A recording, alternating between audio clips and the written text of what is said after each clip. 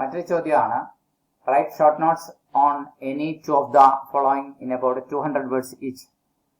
അപ്പോൾ 4 കാര്യങ്ങളാണ് ഇവർ ചോദിച്ചിരിക്കുന്നത്. ഒന്ന്, കർഷകന്മാർക്ക് ഉണ്ടായ ദാരിദ്ര്യം കോളനി ഭരണത്തിന് കീഴിൽ, impoverishment of the peasantry under the colonial rule. 2, failure of the revolt of 1857 1857 കലാപത്തിന്റെ പരാജയ കാരണം. 3, സന്യാസി റിബല്യൻ.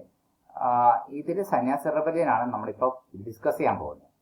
സന്യാസി rebellion was A revolt that took place in Bengal, India in the late 18th century. 18ാം നൂറ്റാണ്ടിന്റെ അവസാനത്തിൽ ഇന്ത്യയിലെ ബംഗാളിൽ നടന്ന ഒരു കലാപമാണ് സന്യാസി റിബല്യൻ. എന്തുകൊണ്ടാണ് അതിന് സന്യാസി റിബല്യൻ എന്ന് പറയുന്നതെന്ന് ചോദിച്ചു കഴിഞ്ഞാൽ, കുറെ ഹിന്ദു സന്യാസിമാരും കുറെ മുസ്ലിം സന്യാസിമാരും എല്ലാം ചേർന്നാണ് ഈ കലാപം നയിച്ചത് എന്നതാണ്. എന്തുകൊണ്ടാണ് ഈ സന്യാസിമാർ കലാപം നയിക്കാനിടയായി? സാധാരണ കലാപം നയിക്കുന്ന ആൾക്കാരല്ലല്ലോ ഇവരൊക്കെ. എന്നിട്ടും എന്തുകൊണ്ട് ഈ റിബല്യൻ, ഈ പ്രക്ഷോഭം എന്തുകൊണ്ടാണ് അവർ നയിച്ചത്? അതിന് കാരണമാണ് മതപരമായ ചില പ്രദേശങ്ങളുടെ മേൽ, തീർത്ഥാടന കേന്ദ്രങ്ങളുടെ മേൽ ബ്രിട്ടീഷുകാർ അനധികൃതമായി ടാക്സ് അമിതമായി ഏർപ്പെടുത്തിയതിനെ ചൊല്ലി ആണ് ഈ കലാപം, ഈ പ്രക്ഷോഭം ഉണ്ടായതെന്ന് പറയാം. അതുകൊണ്ട് ഈ സന്യാസി പ്രക്ഷോഭം എന്നത് ഈ ബ്രിട്ടീഷ് ഈസ്റ്റ് ഇന്ത്യ കമ്പനിക്ക് എതിരായിട്ട് നടന്ന ഒരു സമരമാണ്. ഇത് 1760കളുടെ മധ്യത്തിൽ തുടങ്ങുകയും 1800കൾ വരെയും അത് തുടരുകയും ചെയ്തു എന്നുള്ളതാണ്. എന്ന് പറഞ്ഞു കഴിഞ്ഞാൽ ഏതാണ്ട് 40 വർഷക്കാലം ഈ സന്യാസി പ്രക്ഷോഭം തുടർന്നു.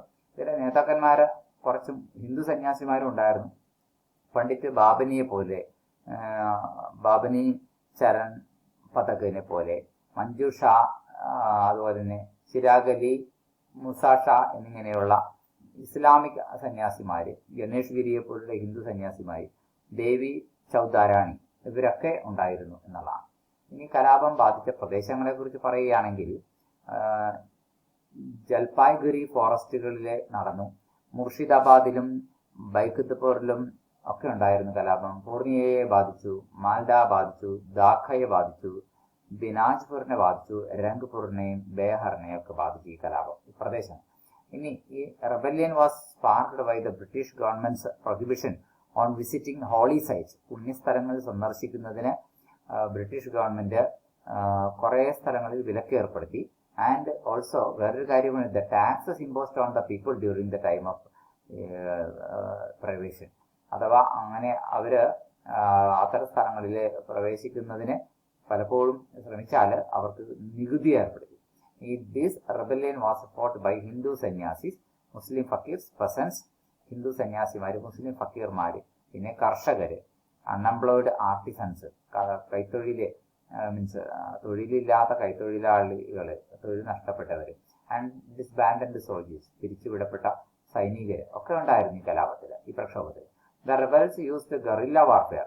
ഇതിന്റെ ടാക്ടിക്കായിട്ട്, യുദ്ധതന്ത്രമായിട്ട് അവരുപയോഗിച്ചത് ഗൊറില്ല യുദ്ധമറയാണ്. മറിഞ്ഞിരുന്നുകൊണ്ട് എതിരാളികളുടെ മേൽ പെട്ടെന്ന് പൊടുന്നനവെ ചാടി വീണ് ആക്രമിക്കുന്ന ഒരു യുദ്ധതന്ത്രം. And establish their own governments in Bogra and Mymensingh. ബോഗ്രയിലും മൻമാൻസിംഗിലും ഒക്കെ സ്വന്തമായി ഗവൺമെന്റുകൾ സ്ഥാപിക്കാൻ ഇവർക്ക് കഴിഞ്ഞു. The rebellion is considered an important episode. ഈ സന്യാസി കലാപം, പ്രക്ഷോഭം ഒരു സുപ്രധാന കാര്യം തന്നെയാണ് in the early colonial rule in India. ഇന്ത്യയിലെ ഏർലി കൊളോണിയൽ റൂളിന്റെ കാലഘട്ടത്തിൽ വെച്ച് നോക്കുമ്പോൾ historians have debated its significance. അതിന്റെ ചരിത്ര പ്രാധാന്യത്തെക്കുറിച്ച് ചരിത്രകാരന്മാർ തർക്കിച്ചിട്ടുണ്ട്. Some viewing that it has an early war four independence. Indian സ്വാതന്ത്ര്യ സമരത്തിന് വേണ്ടിയിട്ടുള്ള ആദ്യകാല സമരമായിട്ട് അതിനെ ചിലർ വ്യാഖ്യാനിക്കുകയോ നോക്കി കാണുകയോ ചെയ്തു. While some others viewed it has a peasant rebellion. പക്ഷെ വേറെ ചില ആൾക്കാർ അത് കർഷക കലാപം മാത്രമായി നോക്കിക്കൊണ്ട്. ഇതിന് ഇൻസ്പിറേഷൻ കിട്ടിയത്, ഇതിൽ നിന്ന് ഇൻസ്പിറേഷൻ ഉൾക്കൊണ്ട മറ്റൊരു കാര്യം പറയാം. വന്ദേ മാതരം എന്ന പാട്ടുണ്ട്, ബങ്കിം ചന്ദ്ര ചതോപാധ്യായയുടെ ഗാനമാണ്. അത് വളരെ it became a rallying call for the rebels. കലാപകാരികൾക്ക് അവരെ അണിനിരക്കാൻ പ്രേരിപ്പിച്ച ഒരു ആഹ്വാനമായിട്ട് അത് പറയാം. Chattopadhyay also wrote a novel. Chattopadhyay ഇതിനെ പശ്ചാത്തലമാക്കിയിട്ട്, ഈ പ്രക്ഷോഭത്തെ പശ്ചാത്തലമാക്കിയിട്ട് ആനന്ദമഠം എന്നൊരു നോവലും എഴുതുകയുണ്ടായി.